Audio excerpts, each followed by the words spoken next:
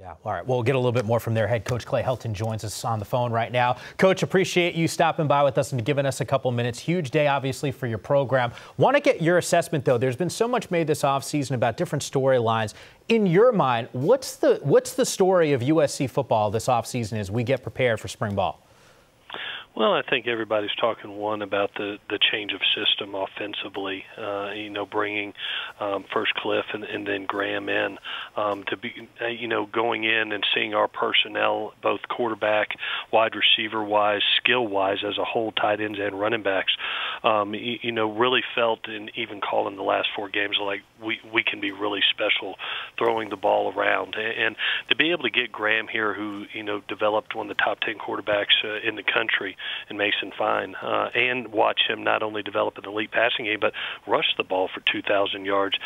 He was exactly what I was looking for. The ability to have a running game that could be dangerous, but also an elite passing game with the personnel that we have. And so that's probably the number one storyline in the offseason is the change of the system, the offensive coordinator, and then getting back to good, sound football. We lost 4 really close games down the stretch by 7 points or less to turnovers and penalties and lack of fundamentals. And, I wanted to be able to acquire an OC that would allow me to step back and not worry as much about X's and O's, but worry about the discipline and the accountability of the game when it comes to turnovers and penalties and doing things the right way down after down from an attention to detail standpoint. So, that's our emphasis going into this spring.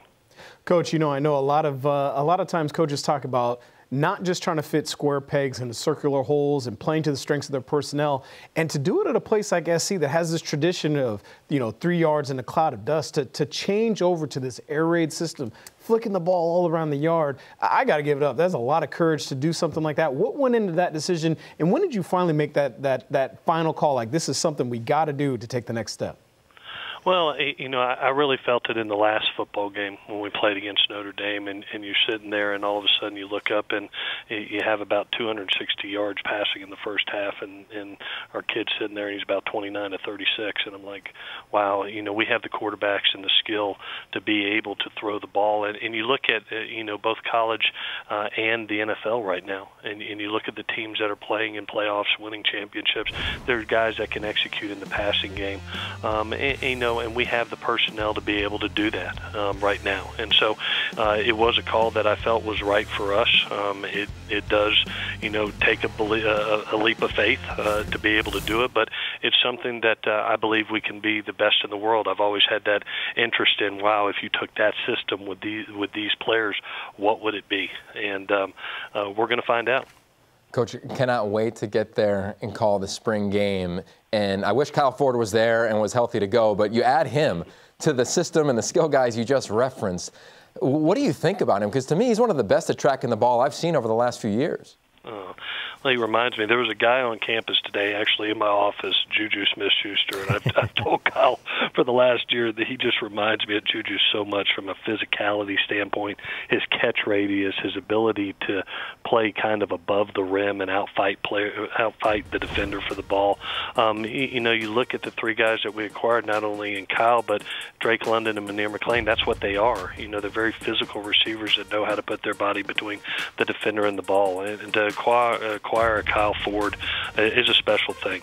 He's been loyal to us forever and just has been wanting to be a Trojan forever. And I can't wait to watch him play in the Coliseum.